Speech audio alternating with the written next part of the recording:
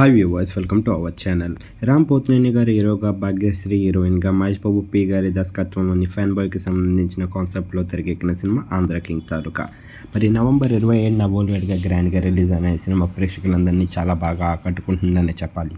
ప్రస్తుతానికైతే box office దగ్గర కూడా ఏ సినిమాలో లేకపోవడంతో మంచి రన్ టైంని అలాగే మంచిగా హోల్డ్ చేసిందని చెప్పాలి ఆంధ్ర కింగ్ తాలూకా సినిమా. ప్రస్తుతానికైతే బాక్స్ ఆఫీస్ దగ్గర 6 రోజుల్ని విజయవంతంగా పూర్తి చేసుకుంది. ప్రస్తుతానికైతే 7వ రోజు కూడా సక్సెస్ఫుల్గా స్టార్ట్ చేసిందనే చెప్పాలి ఆంధ్ర కింగ్ తాలూకా సినిమా.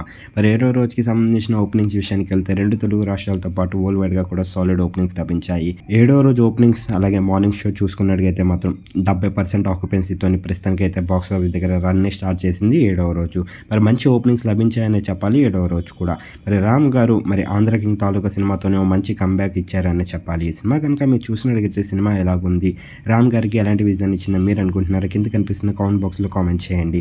ఈ వీడియో కనుక మీకు నచ్చినట్లయితే లైక్ చేయండి, షేర్ చేయండి. మరిన్ని ఇంట్రెస్టింగ్ అప్డేట్స్ కోసం చూస్తూనే ఉండండి అవర్ ఛానల్.